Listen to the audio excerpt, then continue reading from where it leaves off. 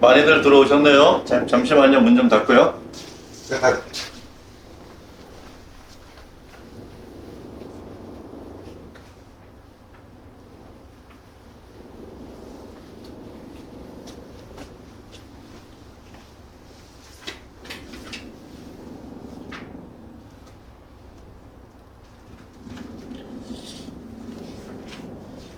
얼굴들을 안 보여주시는 이유가 있을 거라고 생각을 합니다.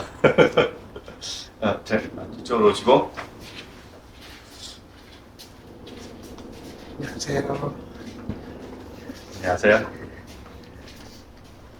지금 하는 과정들은 전부 다 목적이 있는 과정들입니다. 저희가 단순하게 작년에 4월부터 12월까지 했었던 금융지초 과정은 뭐 금리니 환율이니 이렇게 등등등등 해서 정말 그 기초적인 내용들, 어떻게 보면 대학생들이나 사회초년생분들을 위해서 꼭 알아야 되는 그런 금융 지식들. 근데 생각해 보면 그 사람들뿐만이 아니라 일반인들도 사실은 모르고 있었던 그런 내용들이었다고 하면 지금 과정들은 이제 좀 더 깊게 들어가는 과정. 특히 지난번 강의는 우리 마케팅과는 별개로 우리가 이제 경제연구소의 연구원으로서 알아야 될 내용들을 다뤘는데요. 지금 이제 그 중에서도 부동산 이걸 좀 아주 좀 깊게 들어가고 있을 생각입니다. 특히 이 부분을 주거형 부동산하고 수익형 부동산하고 나눠서 할 예정이고요. 수익형 부동산에서는 우리가 오피스텔이라든지 토지라든지 아니면 도시형 생활주택이라든지 상가라든지 빌딩이라든지 등등까지 원래 우리가 거의 겪어보지 못할 그런 내용들까지도 전부 다 취급을 할 생각이에요. 그래서 내용 자체가 좀 깊게 들어가고요. 사실 그동안에 우리가 상담하는 패턴들을 보게 되면 금융이나 보험 쪽은 여러분들께서 이제 편안하게들 상담들을 해오셨어요. 그런데 이제 부동산만 딱 나오면 그다음부터는 저한테 의뢰를 하시는 분들이 좀 계셨거든요. 최근에도 그렇고. 이게 제가 일을 좀 돌아야 되겠다는 생각이 워낙 강합니다. 그래서 이제 이 과정을 하고 나면 이제 여러분이 직접 하실 수 있을 것이다. 그리고 제가 참고로 보고 있는 여러 가지 이제 부동산 관련 사이트들도 전부 다 파인이라든지 뭐 이런 것들 전부 다 소개를 할 거고요. 그래서 분석하는 방법들까지 다 들어갈 예정입니다. 그리고 이제 주거형 부동산에 있어서는 이제 크게 보면 흐름에 대한 얘기들을 하게 되는데 구체적으로 각 지역별로도 살펴볼 거고요. 각 정부별로도 어떤 부동산 정책들이 있었는지 다 볼 예정을 하고 있습니다. 생각해보면 이렇게 하나하나를 끊어놓고 보면 우리 일에 그렇게 도움이 되지 않습니다. 그런데 뭉쳐놓고 보면 신기하게도 우리가 장기 저축성 보험을 하는데 크게 도움이 된다는 걸 아실 수가 있게 되실 거예요. 그래서 그 부분들을 이제 하나하나씩 짚어보겠다 이렇게 생각하시면 되고요. 사실 줌을 연결을 했습니다. 그런데 그 줌 화면을 공유하는 것이 아니라 줌으로 들어오신 분들도 여기 보시는 이 화면을 보실 수 있도록 그렇게 돼서 줌으로 보시는 분들 화면이 조금 흐리게 보일까봐 일부러 모니터 큰 거 텔레비전을 갖다 놨거든요. 편안하게 보실 수 있지 않으실까 그런 생각이 듭니다. 그럼 바로 시작을 할 텐데요. 좀 내리고. 자, 줌으로 들어오신 분들 화면 잘 보이실까요? 좀 더 컸으면 좋겠습니다만 일단은 이 정도 선에서 만족해야 될 것 같기는 합니다. 지금 제가 화면을 보니까 위에 등이 약간 비치는 모습 볼 수 있는데 그거는 뭐 불가항력이다 라고 생각하고 진행을 해 주십시오. 이게 끄게 되면 전체적인 화면이 좀 어두워지는 현상이 있어서 이건 그냥 진행하도록 하겠습니다. 자, 그럼 생각해 볼게요. 이 제목을 어떻게 정했냐면 흐름을 알면 경제가 보인다 라는 이름으로 정했습니다. 왜 흐름을 알면 경제가 보인다? 왜 이름이 정해져 있을까요? 우리가 순간순간의 경제 현안들은요 이미 알고 있습니다. 어떻게? 뉴스 보면 되니까. 뉴스 보면 현재는 이미 잘 나타나 있습니다. 지금 환율이 어떻고 금리가 어떻고 이런 것들은 다 알 수가 있다는 거죠. 근데 중요한 거는 우리가 예측이거든요. 언제 경제가 어떻게 변할 것이냐. 지금까지 트럼프의 정책에 비해서 어떻게 변할 것이냐. 최근 들어서 서울 지역에서는 강남 일대에서 부동산 가격이 많이 폭등을 했다가 대책이 하나 나오면서 좀 잠잠해지는 듯하더니 다시 올라가는 것 같다. 자, 그럼 앞으로는 어떻게 될 거냐? 이걸 보는 것이 더 중요합니다. 특히 부동산에서는요, 이런 얘기들을 수도 없이 들으셨을 겁니다. 우리 윗세대들이 주로 하던 얘기인데요. 아, 그때 말이야 내가 거기다 집 사놨으면 지금쯤 대박 났을 텐데, 그런 얘기들을 엄청나게 듣지 않았을까요? 저도 굉장히 많이 들었습니다. 저희 아버지한테. 저희 아버지가 사시는 동네 말고 다른 동네에 집 사놨으면 이런 얘기를 저한테 하신 게 한 100번은 넘으실 것 같습니다. 그게 뭐냐면 미래를 몰랐기 때문에 일어나는 일들이거든요. 오늘 우리는 뭐 할 거냐면 타임머신을 탈 겁니다. 타임머신을 타고 과거로도 가보고 미래로도 가볼 겁니다. 현재 이런 현상이 왜 생겨났는지 과거로 돌아가서 어떤 항목들 때문에 생겼는지 좀 돌아보게 될 때고요. 더 중요한 건 미래로 가보게 될 겁니다. 미래로 가서 뭐 세상이 어떻게 변해 있는지 딱 보고 오는 거예요. 그리고 돌아오면 현재 무슨 일을 해야 될지를 아실 수 있게 되실 겁니다. 그래서 타임머신을 뜨고 왔다 갔다 하는 거 굉장히 중요하거든요. 특히 부동산은요, 하루아침에 크게 변화가 일어나는 일이 없습니다. 특히 현재라고 하는 건 과거에 무슨 일 때문에 일어난 것이고 미래는 현재 무슨 일이 있었기 때문에 영향을 받아서 바뀌는 것이기 때문이죠. 그래서 부동산만큼은 다른 것들도 그렇습니다만 전체적인 흐름 안에서 우리가 알아보는 작업들을 하는 게 굉장히 중요한 작업들이에요. 그래서 그 얘기 중심으로 여러분과 같이 이야기를 나누고자 합니다. 오늘은 첫 시간이어서 아주 가벼운 얘기들 좀 시작해 볼 텐데요. 뭐 그렇다고 뭐 여러분 앞에서 제 강사에 대해서 소개하겠습니까? 그런 건 안 하고 넘어지겠습니다. 지금 강의안을 2개를 열어놨어요, 사실은요. 강의안 2개를 열어놓은 이유는요. 하나는 과거에 제가 부동산 강의할 때 썼던 강의안을 하나 열어놨고요. 또 하나는 한 달 반 전에 한국은행에서 했던 강의안을 꺼내놨습니다. 사실 한국은행에서 한 강의가 부동산 강의였어요. 재무 강의가 아니고 부동산에 대해서 알려달라는 그런 강의 내용이어서 그 2가지를 제가 꺼내놨고요. 여러분이 화면에서 보시는 내용이 바로 한국은행에서 했던 부동산 강좌 관련된 내용입니다. 한국은행에서 부동산 강좌를 할 때는 시간을 3시간인가 4시간밖에 안 했었기 때문에 사실 깊게 들어가지 못했거든요.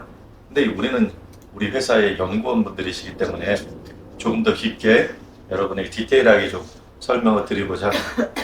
그래서 원래 예상 시간이 4시간에서 6시간 정도였는데 깊게 얘기하다 보면 이게 조금 더 길어질 수도 있고 조금 더 늘어질 수도 있고 그렇습니다. 그래서 어느 정도 시간이 지나면 전체적으로 요약해서 1시간 안에 정리하는 시간도 가질까 현재 생각 중입니다. 그럼 바로 들어가도록 하죠. 뭐 이건 좀 중요한 거 아니니까. 제가 부동산 강좌를 할 때 늘 얘기하는 게 그렇습니다. 부동산이 뭡니까? 부동산이 뭡니까? 부동산이 뭐죠? 부동산. 사실 우리가 사물을 이해하는데 가장 중요한 게 정의입니다. 정의. 명제. 이거를 아는 데서부터 정체성이 드러나거든요. 이름을 지을 때 여러분 우리의 부모님들이 또는 우리의 할아버지 할머니들이 여러분들 이름을 지을 때 그냥 이름을 짓지는 않지 않았겠습니까? 중간에 그 이름 나쁘다고 개명하시는 분들도 계십니다. 개명할 때 그냥 이름 예쁘다고 개명하는 거 아니지 않을까요? 뭔가 의미를 담아서 개명을 하게 되는 것일 거라고 저는 생각을 합니다. 그러면 이 자리에 앉아 계신 분들이 계시니까 내 이름의 뜻은 이거다. 한번 밝혀주실 분 계실까요? 밝혀주시죠. 유영선 연구는 이름의 뜻이 뭡니까? 어떤 의미로 부모님이 이름을 그렇게 지어주셨을까요? 영화로 울영의 착한 선. 착하게 많이 벌고 살아라. 착하게 많이 벌고 살아라. 그런 희망이 담겨져 있군요. 제 이름을 풀이를 한번 해볼까요? 제 이름은 성은 쇠김, 성김. 자, 그 금자죠? 성김인데 쇠금자 쓰고 있고요. 이름의 가운데 진자가 진정할 진, 누를 진이라는 뜻입니다. 쓰면 좀 재밌어지는데요. 전 이런 이름이라고 하는 생각을 전혀 못했었어요. 중학교 때까지 아버지 제 이름 이렇게 왜 지어졌어요? 가운데 진짜는 돌림자인 건 알겠고 진현, 진석, 진용, 진주 뭐 이렇게 진숙 이렇게 가운데가 돌림자거든요. 근데 재밌는 건요. 이게 이제 김이잖아, 김. 그리고요. 두 번째 자가 이겁니다. 그리고 세 번째 자가 주석석입니다. 돈이 많으시네요. 자, 딱 보면 여기도 돈이 들어가 있고 여기도 돈이 들어가 있고 여기도 돈이 들어가 있는데 이게 진정하다, 누르다, 제압하다, 하다는 의미를 갖고 있는 거고 이건 주석이에요, 주석. 자, 그래서 주석을 눌러? 아니 뭐 누른 주석이야? 뭐 이렇게 짜부됐어? 뭐 아무리 생각해도 이게 해석이 안 되는 거예요.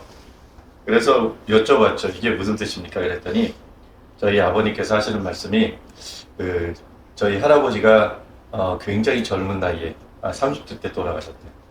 그래서 할머니 혼자 이 청상으로 오랜 생활을 보내셨답니다. 자식은 많고. 그래서 할머니께서 진짜 안 해본 일 없이 여러 가지 일들을 쭉 하셨다고 하더군요. 쭉 하시면서 뭐 흔히 말하는 칼국수집도 하고 별의별 짓을 다 하셨던 것 같아요. 그랬는데 그러다 보니까 이제 돈에 한이 맺히지 않았겠습니까? 저희 아버지도 정말 불우하게 지내셨고 특히 저희 아버지가 넷째셨거든요. 넷째시다 보니까 위에 누님도 계시고 형님도 계시고 막 그런 거예요. 그 중에서 아주 예쁨 받던 형님이 계셨던 거죠. 그래서 그 형님은 그 할머니가 엄청나게 밀고 장남이라고. 그리고 다른 동생들은 참 형님 그늘에 갇혀서 힘들게 보내셨던 겁니다. 아마 우리 윗세대들이 다 그렇지 않았을까라는 생각이 드는데요. 그래서 장남인 제가 딱 태어나자 자 이게 누르다 진정하다는 뜻이다. 이 석은 무슨 뜻이냐면 옛날에 돈을 주석으로 만들었대요. 엽전 같은 거 이런 거를 만들었다면 돈을 상징하는 단어랍니다. 그래서 돈을 평정한다, 돈의 지배를 받지 않는다, 돈을 누르고 산다. 그래서 돈으로부터 자유로운 사람이 되라. 돈으로부터 돈을 얽매이지 않고 사는 사람이 되라. 그런 의미로 제 이름이 진석이 된 겁니다.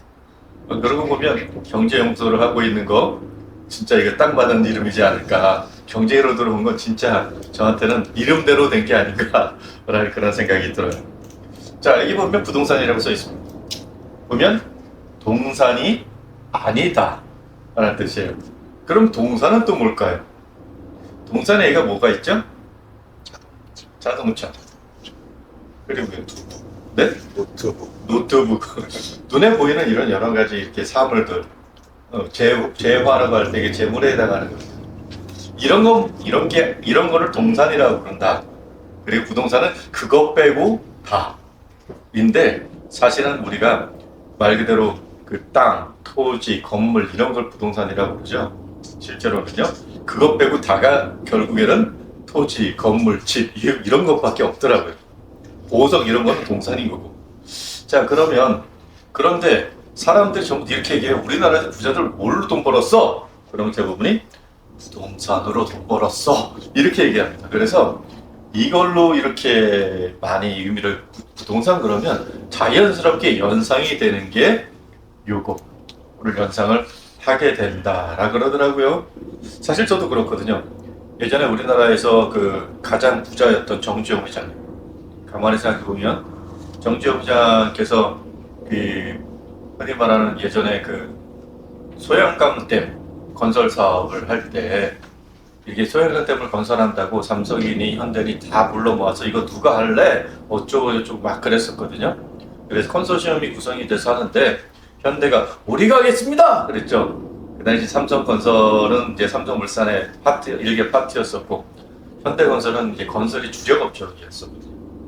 그래서 그때 동아건설이니 뭐 여러 가지 큰 건설회사들이 있었고 이때 현대건설이 경부고속도로 이런 굵직굵직한 사업들을 물론 혼자 할 게 아니고요. 여러 개 건설회사들과 함께해서 만들기 시작을 합니다. 그리고 이제 수도권의 식수 부족이 워낙 심했었기 때문에 인구가 점점 서울권으로 몰려들기 시작을 했거든요. 그렇게 되자 정부에서 드디어 아주 커다란 칙수로 해결할 수 있는 커다란 댐을 짓겠다 해서, 그런데 그냥 댐을 짓지 않고 다용 목적, 다용도 댐을 짓겠다 해서 생긴 게 팔당댐, 소양강댐 이런 것들. 이런 걸 짓겠다라고 딱 등장을 했을 때 정주모 회장의 머리가 번쩍 일어납니다. 댐을 지면 어떻게 될까? 강하류로 내려가다 보면 당연히 수위가 낮아지겠지. 그 수위가 낮아지고 이제 범람하던 게 사라지겠네. 근데 옛날에 농사를 짓다가 범람하지 않게 되면 그 땅이 영구적으로 넘치지 않는 땅이 될 수 있겠구나. 야, 여기 괜찮아지겠는데? 라는 생각이 든 겁니다. 그래가지고 급하게 이 직원들을 모집해서 이 동네 땅 사라 그랬던 거예요. 근데 직원들이 반신반의했어요. 왜? 항상 홍수나면 물이 넘치는 동네에 땅을 사라니. 그런다는 얘기가 여기 앞으로 물 넘치지 않는다. 댐이 건설되면. 아주 지금 물이 넘치는 땅이니까 땅값이 쌀 거다. 그래서 그리고 그 땅에다가 나는 아파트를 짓겠다. 어딘지 아시겠어요? 예, 압구정입니다. 압구정. 이 지역을 선정을 한 겁니다. 그래서 현대 압구정도 있는 현대 아파트 단지들, 그 단지들을 정주영 회장이 부촌으로 개발한 거예요. 해안이지 않습니까? 땅을 건설하겠다 할 때 아주 헐값에 그 땅을 사서, 아주 헐값에 그 물이 넘치는 그 땅을, 범람하는 땅을 사서 거기다가 아파트를 지을 생각을 했으니, 이렇게 되면서 부동산은 이걸로 붙어지게 되는 거죠. 사실요, 근데 우리가 진짜 생각해 볼게요. 조금 전에 제가 무슨 얘기를 하면, 그렇게 해안을 가지고 범람하는 땅을 따서 거기서 아파트를 지어서 어마어마한 대그룹의 기초가 됐다.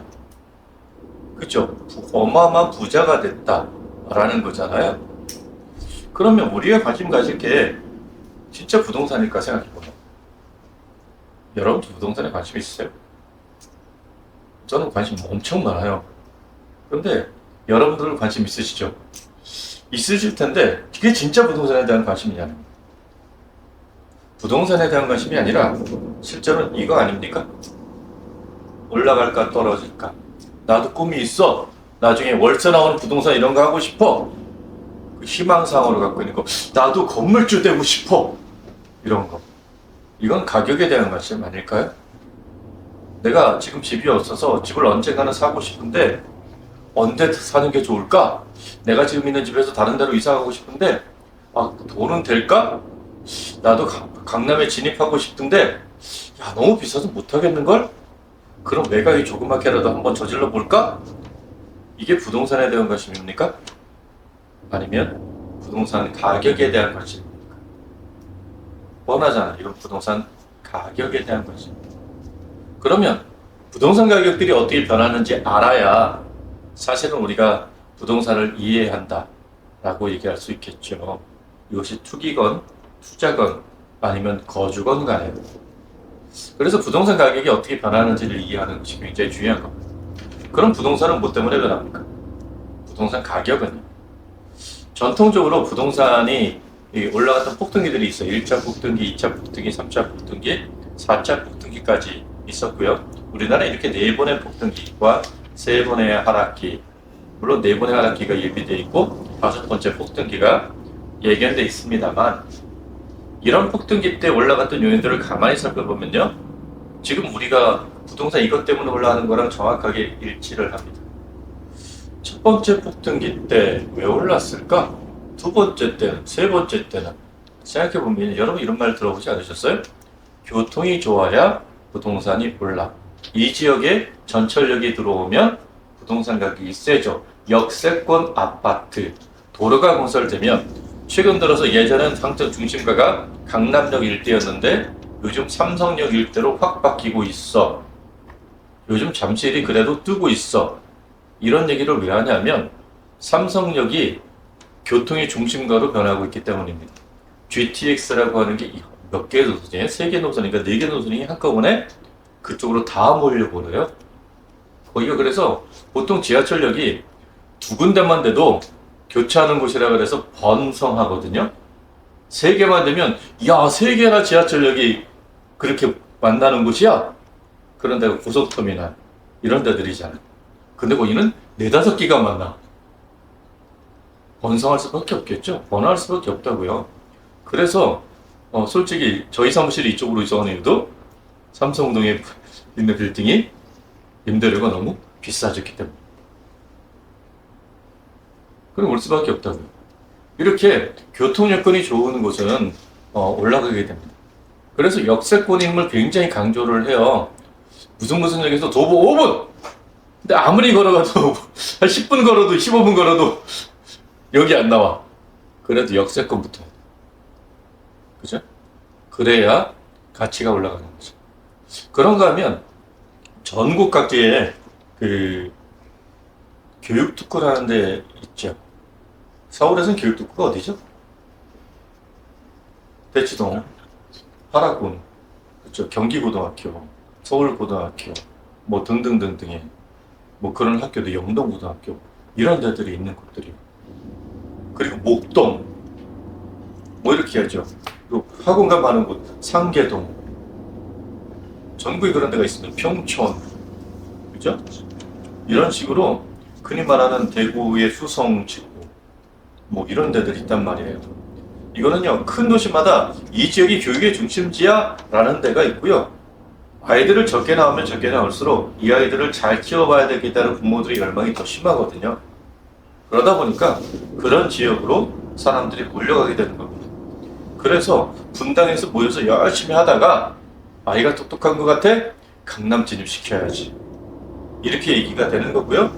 그래서 그 지역에 집이 나오거나 뭐가 있으면 무조건 몰려가게 되는 것들이 그런 현상들이라고 볼 수 있습니다. 근데 교통 나왔어요. 그리고 교육 나왔습니다. 그리고 요즘 들어서 많이 나오는 얘기가 이제 고령화가 되고 이제 나도 워라밸 해야지 이러면서 그 환경에 대한 얘기가 나옵니다. 왜 한강이 보이는 아파트들은 그렇게 가격이 좋을까요? 공원이 보이는 아파트, 흔히 말하는 공원 뷰, 호수 뷰, 이렇게 뷰 얘기를 왜 이리 많이 할까요? 하다못해 요즘에는 무슨 얘기까지 나오냐면 시티 뷰, 건물 뷰 들어보셨어요? 저희 집이 시티 뷰가 죽입니다. 저희 30 몇 층 아파트에 16층이거든. 딱 중간층이에요. 중간층인데 고지대에 있는 아파트에 살아요, 제가. 그러니까 16층만 돼도 되게 높아요. 딱 보면 전부 다 발 아래 싹 보이는 겁니다. 우리 흔히 잠실의 시그니처 이런 데 가면 서울 시내 조망이 전체적으로 쫙 뜬다면서요. 왜 남산 같은 데 가면 요즘에 유행했던 정말 히트쳤던 영화가 있었죠? 그 귀신 닮은 영화. 네, 캐대헌. 네. 그런데 거기서 보면 남산에 올라가서 서울 시내를 전체적으로 조망하는 그런 모습들이 나오고 외국인들의 성취가 된다라고 합니다. 뭐 보는 겁니까? 시티 뷰. 맞잖아요. 그런 걸 보는 거란 말이에요. 예전에 그 저희 연구소의 이사장이었던 이사장이신 도기훈 이사장님이 신한투자증권의 초대 사장을 할 때 자기 방 얘기를 한 적이 있었어요. 여의도에 있잖아요. 당시에는 그 63빌딩 말고는 가장 높은 건물이 신한금융투자, 신한투자증권의 빌딩이었답니다. 그래서 거기 가서 딱 앉아있으면요. 그 다리들이 16개가 한꺼번에 보인대요. 한강다리 16개. 자기 방에서. 그래서 3면이 터져 있는 그런 방이라는 거예요. 쫙 들어보는 거죠. 그러면요. 어마어마하답니다. 그 정말 여기 전망이 좋다. 이런 얘기 하더군요. 이런 뷰. 이런 걸 따라가는 거죠. 그러다가 요즘에는요. 다시 떠오르는 지역들이 있습니다. 어떤 거냐면 이제 고령화가 되고 있잖아요. 고령화가 되면 뭐가 필요하다고요? 왜 양평 지역이 한참 전원주택으로 떴었잖아요. 근데 요즘 뉴스들을 가만 보면 양평에서 건축비도 안 나오게 집을 싸게 내놓는 집들이 많아졌다. 이런 뉴스들이 나오지 않습니까? 왜 그럴까요? 관리하기 힘들어서? 아니요, 젊을 때 60대 초반에는요, 건강하거든요. 솔직한 얘기로. 건강하다 보니까 그냥 가서 그냥 농사를 짓건 아니면 정원 가꾸고 살건 이게 다 돼요. 근데 70, 80대시면 그게 안 되는 거예요. 그럼 뭐가 되는 겁니까? 이제 슬슬 아프기 시작하거든. 그런데 양병이 큰 병원이 있어요? 없죠. 저 시골에 사시는 분들, 뭐 천안에 사시거나 뭐 대전에 사시거나 거기도 대학병원 있어요? 그런데 보통 우리가 병원에 가면 뭔가 증상이 있으면 의사들이 뭐라 그럽니까? 큰 병원 가보셔요. 이런 얘기를 해요. 실제적으로 대구나 부산에 계신 분들도 그런 얘기를 해요. 거기 부산대병원, 경남대병원, 큰 병원들 다 있어요. 그런데 큰 병원 가보세요 그럽니다. 흔히 말하는 지역의료라는 게 거의 붕괴가 돼버렸거든요. 의사들이 안 가려고 그래요. 여러분이 그 올해 초에 나왔던 의사 중에 강릉인가 어디에 그 강릉의료원인가요? 그래서 의사를 초빙하는데 연봉 1억 4천. 내과 의사 한 사람 필요해요. 오세요. 근데 지원을 안 해. 연봉이 1억 4천이 아니구나. 월 1,400. 근데 얘네들은요, 뭘 기준이냐면 세금 뗀 기준으로 그거 주는 거예요. 그런데 안 가. 왜 그렇죠? 가면 혹사당하거든. 나 약간 적게 받아도 문화생활 누리면서 강남에 있고 싶어. 이런 거거든요. 그래서 임대 산업이 가장 활달한 지역 중에 하나가 수서랍니다. 수서. 수서가 왜 임대 사업이 활발히 퍼져 있을까요? 병원 때문에 병원. 그 삼성병원이 있어서 그래요. 병원에 가면 암 환자도 일주일 이상 입원시키지 않아요. 퇴원시키고서 언제 다시 오세요 그러잖아요. 근데 다시 오세요 하는 게 한 달 뒤, 두 달 뒤, 세 달 뒤. 그러면 이 사람들이 한 달 뒤에 다시 오세요 그러면 부모물 있고 언제 내가 응급실에 쓰러질지도 모르는데 수서에서 한 달 살기. 제주도에서 한 달 살기가 아니고요. 수서에서 한 달 살기를 한다고요. 그래서 단기 임대가 퍼져 있는 곳이 수서 지역입니다. 이렇게 트렌드들이 계속 바뀌어가요. 흔히 말하는 이제는 마트가 있어야 돼 걸어갈 수 있는. 근데 그런 얘기 많이 했었는데 이게 또 바뀌었어요. 배달 산업이 발달하면서 이제 마트도 필요 없어. 그래서 홈플러스가 이 모양이 나고 있는 거예요. 대형 마트들이 한참 그렇게 얼마나 많은 사람들이 차를 끌고 가서 들어가던 그 지역들이 대형 마트의 쇠락기가 지금 찾아온 이유는요. 철저하게 우리가 쇼핑을 온라인으로 다 하기 때문입니다. 온라인으로 하거나 배달을 하거나 이렇게 돼버렸기 때문에 트렌드가 바뀌었습니다. 그러니까 산업 자체가 바뀌는 거죠. 이 부동산의 트렌드가 그런 식으로 해서 바뀌어 왔던 겁니다. 그거에 따라서 가격들이 변하는 요소들이 달라지는 겁니다. 자, 물가 중요해요? 이런 거 다 중요합니다. 조금 전에 제가 했던 게 이런 거죠. 어떤 분은 이걸 중요하게 생각하시는 분들 계세요. 정책. 그죠? 어떤 정책을 세우냐, 어디다가 도로를 건설하겠다는 정책을 세우느냐, 어디를 개발 계획을 세우느냐, 무슨 산업단지를 어디다 세우느냐, 거기다 위락시설을 어떻게 하느냐, 이런 거에 따라서 토지가 수용된다, 안 되느냐에 따라서 확 달라졌던 게 과거의 부동산입니다. 그런데 이 정책에 의해서 인위적으로 국토를 개발하던 시절이 있었어요. 70년대, 80년대. 그런데 그 이후에 싹 바뀌었습니다. 왜 바뀌었냐면 지금 정책은요. 항상 뒷북 정책입니다. 가격이 올라가면 떨어뜨리는 정책을 쓰게 되는 거고요. 가격이 떨어지면 부양하는 정책을 쓰는 겁니다. 이거는 정권이 왼쪽이냐 오른쪽이냐에 따라 달라지는 것이 아니고요. 당시 사회 현상이 어떻게 돼 있느냐에 따라서 달라지는 겁니다. 이 뒤에 이승만 정권에서부터 문재인 정권까지 모든 부동산 정책을 정리를 해서 드릴 텐데요. 거기서 보면 야 이게 왼쪽 정부가 해야 될 정책이야? 아니 이게 오른쪽 정부에서 해야 되는 정책이야? 깜짝깜짝 놀라는 정책들이 나오게 될 겁니다. 가만히 보면 그 당시에 현상이 그랬기 때문에 정책이 그렇게 나올 수밖에 없었던 겁니다. 이렇게 다양한 그 흔히 말하는 부동산을 결정하는 요소들이 존재하는데 우린 도대체 뭘 봐야 될까요? 이 중에서 가장 중요한 것들은 뭘까요? 이거를 생각하셔야 되거든요. 그리고 이것 때문에 사실은 부동산이 가장 크게 변화가 일어나고 있는 것이기도 합니다. 그거는 도대체 뭘까? 다시 여러분 생각해 보시죠. 제가 여러분의 관심이 뭐에 있다고 그랬죠? 부동산 가격이. 부동산을 앞에 빼버리고요. 다시 가격이. 가격을 결정하는 요소로 제안해 봅시다. 우리는 초등학교 때부터 배웠습니다. 가격을 결정하는 가장 중요한 요소는 뭐라고요? 네, 수요와 공급이에요. 재밌는 건요, 이 수요와 공급이 일반적인 수요와 공급과는 궤를 좀 달리합니다. 그래서 이 수요와 공급을 이해하는 게, 부동산에서의 수요와 공급을 이해하는 게 여러분에게 굉장히 큰 인사이트를 줄 겁니다. 그리고 이걸 제대로 이해를 하면 드디어 부동산 예측이 가능해지게 되는 겁니다. 그 수요와 공급들이 어떤 것들이 있는지 우리가 좀 살펴보는 작업들을 제일 먼저 해야 되지 않을까. 이거는요, 상업용 부동산도 마찬가지고요.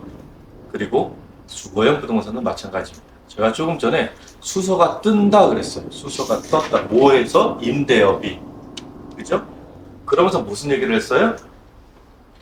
병원으로 가는 사람들 때문에. 뭐가 늘어난 거예요? 수요가 늘어난 거예요. 수요가 늘어난 거예요.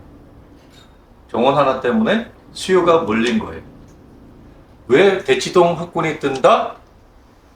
거기 좋은 학군들이 학원들이 많아서, 파락군 학교들이 많아서, 그게 있으니까 그게 수요를 끌어당기는 요소가 돼서 수요가 몰린 거예요. 수요가 몰렸기 때문에 가격이 뜬 거라고요. 무슨 말인지 이해되시죠? 이렇게 수요가 뭔지를 보는 거예요. 이건 수요는요, 조금 전에 얘기했던 교통이라든지, 교통도 교통 좋은 곳에 살고 싶어 하니까 수요가 몰리는 거예요. 이렇게 수요가 몰리는 요소들이 뭐냐? 그리고 이거에 따라서, 근데 그 전에 뭐가 있었어요? 병원이 있었어. 인구를 유발하는, 인구를 끌어들이는 어떤 요소들이 존재했다는 뜻이에요. 그죠? 이런 것들을 살펴보는 거예요. 그럼 그거에 따라서 그 지역이 개발되면서 무언가가 더 개발이 돼. 처음에 신도시 개발될 때는 황량해. 사람들이 이 황량한 곳에, 야, 이런 데서 사람이 진짜 살 수 있을까? 개발 계획은, 나는 도로는 닦여 있는데 아무것도 없네? 아파트는 지어졌는데 입주를 안 하네? 그래서 거기 굉장히 좋아질 줄 알고 사람들이 상가를 막 분양받았어? 근데 사람이 없네? 그러니까 상가들이 어떻게 돼요? 망가져요. 헐값에는 분양가 이하로 떨어져요. 고독신도시 이런 데들이 그렇게 되는 거예요. 고독신도시가 어디 있어요? 네, 저기 평택에 있잖아요. 흔히 말하는 삼성전자가 이전하는 곳. 아니, 이전 많이 했어요, 지금. 삼성전자가 글로 다 들어온데 화성에 있는 수원에 있는 그 삼성전자가 이 고독신도시의 3분의 1이 삼성전자네. 그건 어마어마한 사람들이 입주하겠네? 그럼 필요하겠구만. 그래서 삼성전자 그 공장 앞에요. 고독신도시에는 삼성전자 타운 앞에 보면요, 그 수도 많은 그 오피스텔 건물이 쫙 들어서 있습니다. 지식산업단지들이 쫙 들어섰어. 다 망하고 있잖아. 왜? 아직까지 사람들이 이전을 안 했어. 공장은 이어졌는데 출퇴근을 해. 세종시가 초기에 그런 모습입니다. 세종시의 혁신도시, 그 흔히 말하는 행정도시, 행정수도를 만든다 그래서 공무원들 많이 이전했어요. 그런데 서울에서부터 차 타고 출퇴근. 그래서 그 지역의 상가들이 번성할 수가 없는 거예요. 왜? 점심만 먹고 저녁 안 먹고 다 가버리거든. 점심 장사만 해서는 도저히 버틸 방법들이 없었던 거예요. 그런 일이 벌어졌던 거죠.